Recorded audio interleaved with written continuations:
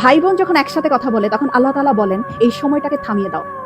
আমি খুব অবাক হয়েছিলাম এই হাদিসটা শুনে। আচ্ছা, ভাই বোন কথা বললে ফেরেশতাদেরকে আল্লাহ কেন সময় থামিয়ে দেওয়ার কথা বলল?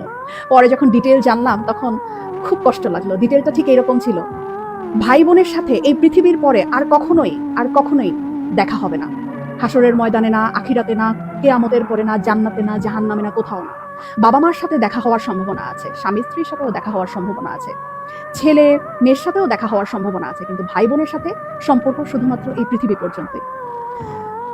তখন এত খারাপ লাগলো ব্যাপারটা জেনে যে আমার যে বোন আছে অথবা আমার যে ভাই আছে তার সাথে আমার আর কখনোই দেখা হবে না এই পৃথিবীর পরে। মানে মরে যাওয়ার পরে তার সাথে আর আমার কখনোই কথা হবে না। এত ক্ষণস্থায়ী একটা সম্পর্ক আমাদের। যারা সম্পত্তি নিয়ে ঝামেলা করে ভাই বোনের সাথে কথা বলে না, যারা অনেক ঝগড়া বিবাদের কারণে ভাই বোনদের সাথে কথা বলা বন্ধ করে দেয়, তারা না করেন না এই ব্যাপারটা। সময়টা না খুব কম আমাদের, খুব কম। এত কম সময় নিয়ে আমরা পৃথিবীতে এসেছি এবং এই কম সময়ের মধ্যে আমরা আবার কলুষতা, আমরা আবার ঝগড়া বিবাদ এইরকম করে আমাদের এত কাছের এত আপন একটা মানুষ, একই পেটের মায়ের পেটের বোন, মায়ের পেটের ভাইয়ের সাথে কথা বলা বন্ধ করে দিলাম। এই মানুষগুলোর সাথে তো আমাদের আর পৃথিবীর পরে দেখাও হবে না, কথা হবে না। কি দরকার মনে এত কষ্ট রেখে? ভুলে যাই না সব, ভুলে যাই। অল্প একটু সময়ের ব্যবধান, তারপরে সব নাই, শেষ।